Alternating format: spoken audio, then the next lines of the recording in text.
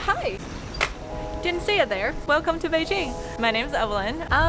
Today's my day off and I'm thinking about biking around the city. Are you busy? Oh, I'm sure you are, but I think you're pretty cool. You should come with me. This video is actually filmed across multiple days, but we're gonna pretend it was just one day because narrative structure. I like biking in the morning because it's one of the rare quiet moments in the bustling city of Beijing. Sometimes it feels like you can never be free of the 26 million people all crammed in one city, but in the early mornings when everyone's asleep, it's easier to feel like the entire world is yours. I like the morning lights, the empty streets, the cleaners sweeping the ground with bamboo brooms and wide, peaceful strokes, the marathon runners, an aspiration that will continue just living on my New Year's resolutions year after year because I will never actually achieve it. 我是一早天下跑团，我们是每周二和周四跑早晨5点一刻，跑大靴子或者是跑那个清华南门。你要是喜欢的话，可以参加我们。好的，谢谢。那我先走。好的，加油，拜拜。It's about 5:30 a.m. now, and we're heading to Beihai Park. It's a popular tourist destination and it's usually packed with people during the day, but when it opens at 6 a.m., it's really just me and some lovely grandmas and grandpas hanging out.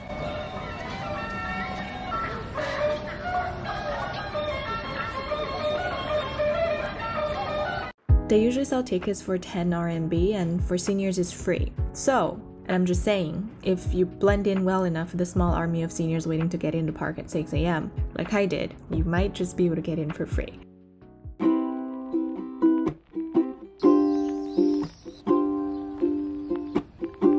I feel the need to take a deep breath and just take in the serenity of mornings in Beihai Park.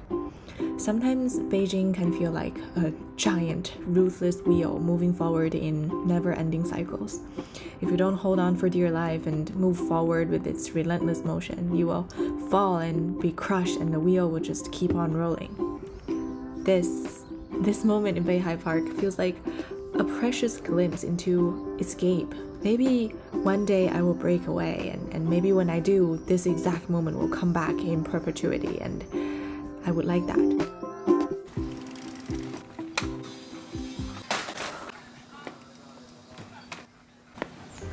So you might be wondering, Evelyn, how to get your bikes in China? Well, one of my favorite things about Beijing is the city is extremely bikeable. There must be hundreds of thousands of shared bikes all over the city. All you need to do is pull up an app on your phone, WeChat, Alipay, or Meituan, and then you can take the bike for 1 or 2 kuai an hour. The best thing about these bikes is you can pretty much park wherever after you're done using them, which I'd say is perfect for people with commitment issues. If you venture through a few hutons towards the west of Beihai Park, you might just find yourself at Baitasi. If I have to pick a theme for Beijing, I might land on the word contrast. The old and the new, the skyscrapers and the hutons, the hipster bars and grandmas living right next door, and this stunning right wall and white temple. I've never been inside Baitasi, but occasionally, and by occasionally I mean once, I came to a cafe right next to it called Bear Brew to edit. Their drinks are kind of trash. I welcome a healthy debate if you have a different opinion about it, but they have a little rooftop on the 2nd floor that gives you a very peaceful view of the Hutong life in Beijing. Here we have thriving balcony gardens, much healthier looking than mine, rooftops sprouting with life, bright red flowers peeking out of the windows, and grandmas knitting and singing.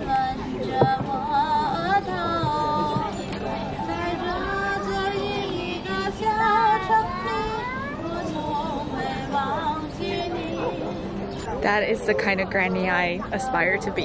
Well, for good coffee and getting actual work done, I'll have to take you to Meadow Hand Coffee in Nanyang Hutong.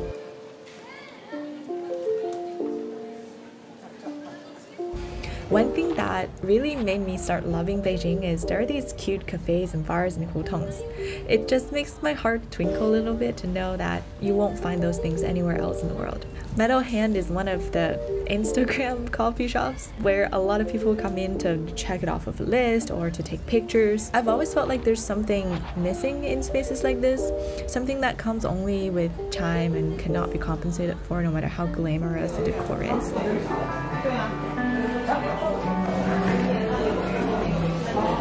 Wow. But then I started talking to the barista and learned that the shop is called Metal Hand because they started off making coffee using vintage manual machines that press the coffee with big metal handles, and that their original machine is on display in Hangzhou at their newest shop. They're dirty, that is, this coffee, it really slaps. They have a grumpy old cat walking around in the shop, and they share a bathroom in the comedy club next door. And then strangely, once I filled in these details, I kind of don't remember what's missing anymore. I think that's a good thing. Now we're biking in the very center of Beijing, right through the back of Forbidden City and along the southern tips of Beihai Park. Somewhere along the way there's a small crowd of people with cameras, and I cannot resist congregating. So I crossed the street and this is what I saw.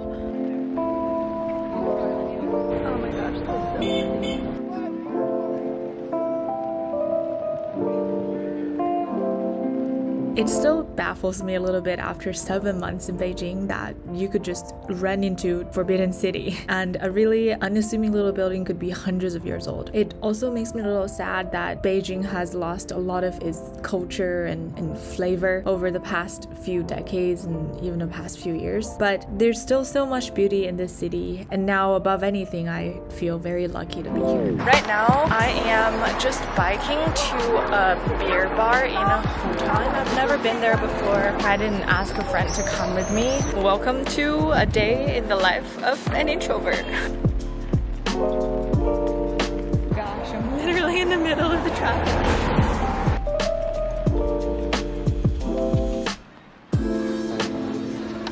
We are here. Great Leaf is a beer and a tap bar in the traditional Beijing courtyard.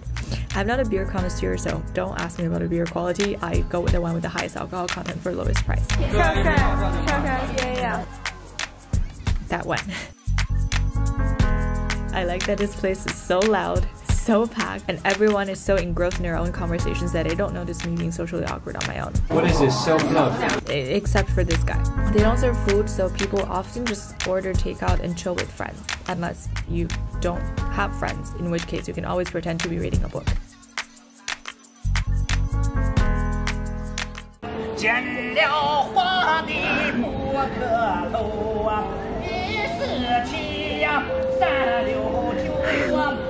Oh, did you think that was the end of the night? Well, it was, but did I mention this vlog was filmed across multiple days? So we'll pretend we're cool and are heading towards Wudaoying Hutong right now. Oh, one thing about biking in China, China is in general pretty safe, and even more so in Beijing because there's police all around. So you should be okay biking around even if it's late at night, but it's always a good idea to use caution and be aware of your surroundings.